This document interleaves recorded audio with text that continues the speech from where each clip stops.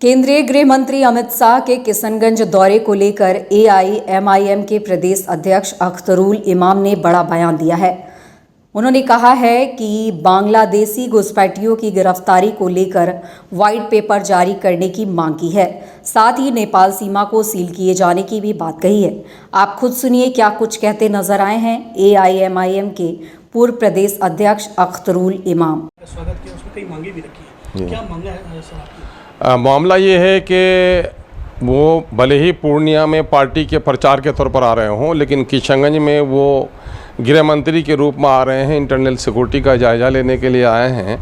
तो जाहिर है कि देश के वो गृह मंत्री हैं, तो देश के सिक्योरिटी के बारे में उनकी चिंता सही है।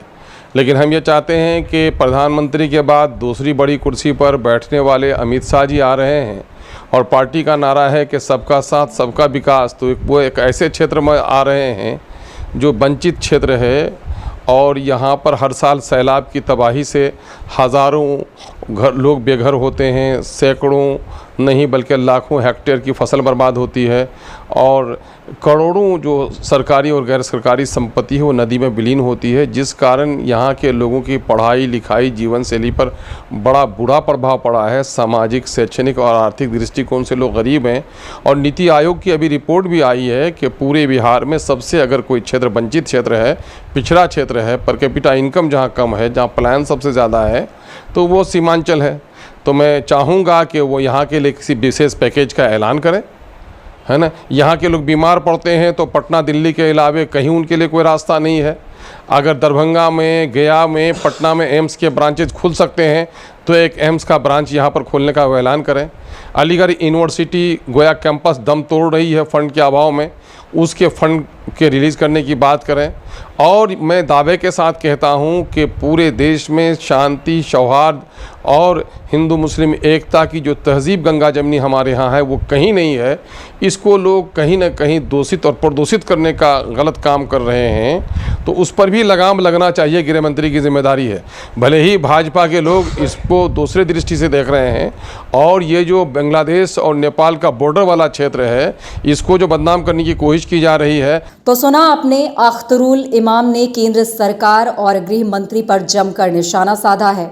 साथ ही कहा कि इस पिछड़े इलाके को कोई पैकेज देने के लिए आ रहे हैं तो अच्छी बात है, लेकिन वो आ किस लिए रहे हैं ये उन्हें तय करना पड़ेगा। साथ ही कहा कि यहाँ पर बांग्लादेशी घुसपैठियों का नारा लगाया जाता है, ऐसे में बांग्लादेश और नेपाल की तमाम खुली सीमाओं को सील किया जाए, क्योंकि आज तक कितने बांग्लादेशी घुसपैठी पकड़े गए हैं उसे लेकर सरकार को व्हाइट पेपर जारी करना चाहिए।